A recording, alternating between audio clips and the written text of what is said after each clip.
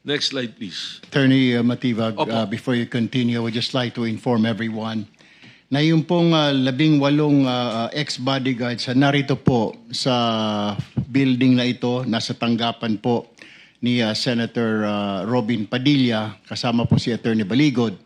Despite po yung ating pong imbitasyon sa kanila na dumalo sa hearing, mas minabuti po nilang magtungo sa opisina ni Senator Robin Padilla at doon po ay mag-monitor at mag-live din yung 18 bodyguard at magpa-press con. Yun lamang po, I just want to let everybody know na they're here in the building, yung 18 po na yon kasama si Attorney Baligod, pero ayaw po nilang bumabali dito sa ating hearing at nandoon po sila sa tanggapan ni Senator Robin Padilla.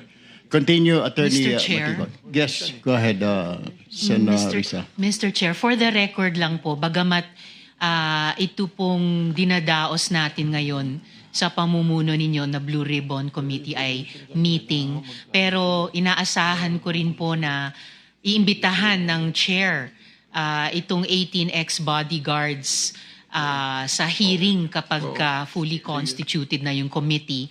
And dapat po, hindi nila baliwalain yung imbitasyon ng komite. Dahil pag ginawa pa nila po iyon, magiging subject po sila sa subpoena and show cause order at higit pa mula sa komite.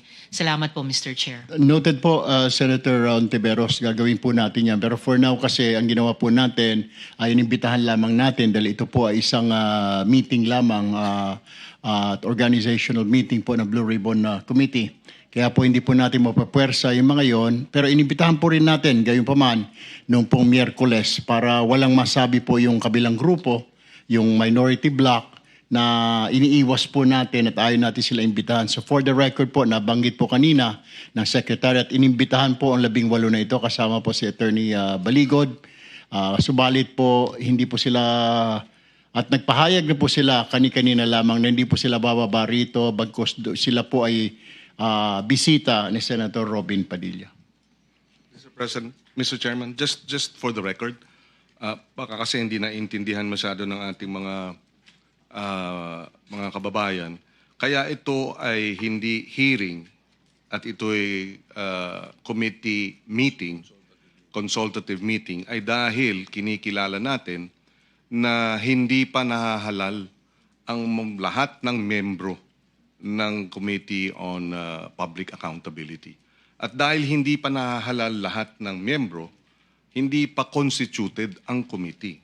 Although the chairperson has been elected and the chairperson, as legislative practice will reveal, has from time to time been allowed by practice to hold consultative meetings, even if there is no quorum, even if the committee has not been fully constituted.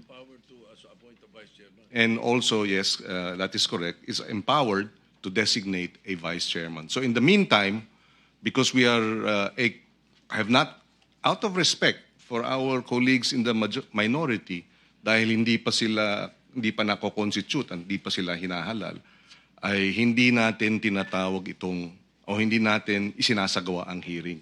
This is in contrast to the previous bogus hearing last Thursday, wherein the Blue Ribbon Committee precisely had been declared vacant, and even before we removed the Senate President, former Senate President, they already sent out notices for that June 4 hearing, which again is an indication of their disregard for our rules in the Senate. Kaya, just for the record, Mr. Chairperson. Thank you for Mr. that Chair. clarification. Go ahead. Dagdag lamang po dun sa sinabi ni Vice Chair Kiko, Mr. Chair. In fact, dun sa bogus hearing, nagpakita at nagsalita yung 18 ex-bodyguards at saka si Attorney Baligod. So, although of course I submit to what the Chair has said na hindi naman sila mapipilitang dumalo dito sa ating meeting bilang mga guests, I think loss po sa kanila na hindi sila humarap sa committee hearing na ito para matanong din natin na ibang mga senador and yung mga miyembro, magiging miyembro ng committee once constituted dahil naghanda rin po tayo ng mga tanong sa kanila. Just for the record, Mr. Chair. Salamat po. Mr. Chairman, just to emphasize na yung June 3, klarong-klaro na noong dineclare all seats vacant, ang inelect natin as chairman of the Blue Ribbon Committee ay no other than Senator Erwin Tulfo. So siya lang ang may karapatan na tumawag ng ganitong consultative meeting at siya lang ang may karapatan para mag-issue ng mga invitations through the Blue Ribbon Secretariat. So let me just put that on record. Thank you, Mr. Senate Pro Tempore, Acting President Win Gatchalian. Go ahead, Attorney Matibag. May I approach po? Please.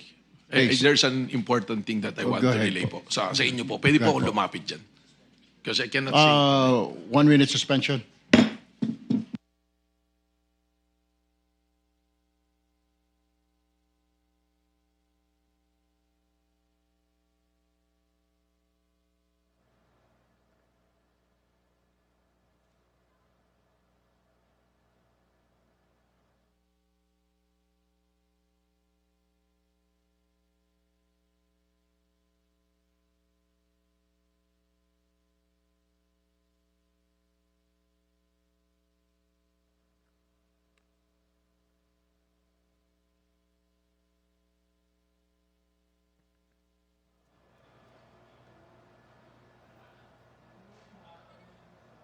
Alright, mga kapuso, patuloy po ang pagdinig. Nagkaroon ng isang minutong suspensyon para makalapit si NBI Director Attorney Melvin Matibag kay Senator Erwin Tulfo dahil meron daw siyang nais sabihin. Pero mga kapuso, sa punto po ito, dumating na rin sa Senado ang ilang nagpakilalang dating tauhan ni Zaldico. At may ulat si Ian Cruz. Ian?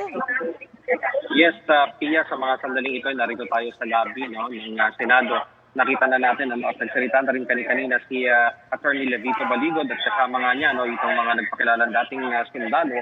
At ang sinasabi niya, Pia, ay talagang dadalo sila sa pagdinig.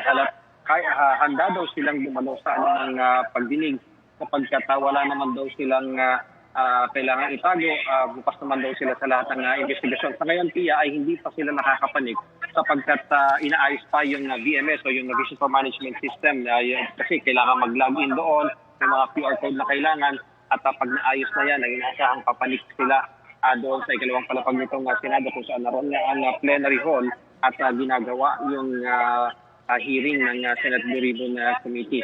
Ang isa sa mga nababanggit ni Senador nitong si Attorney Baligod ay sana nga daw ay isa sa mga tingnan ay nabanggit nila itong si Senador Erwin Tulfo, kaya sana nga ay ang nais nila ay huwag itong mamuno doon sa pagdinig. Pero syempre, linawin pa natin yung kanyang hinihiling ngayon. At sa ngayon, ang sinasabi niya, yung ibang mga kasama niya ay mayroon pa raw namatayan at may galing pa ng probinsya. Pero kumpleto naman daw silang lahat dito ngayon at wala pa problema kung dadalo sila dito nga sa pagdinig ng Senate Blue Ribbon Committee. At Pia, ngayon dumating din si Senador Robin Padilla. Ito, kasama niya si Attorney Levi Baligod.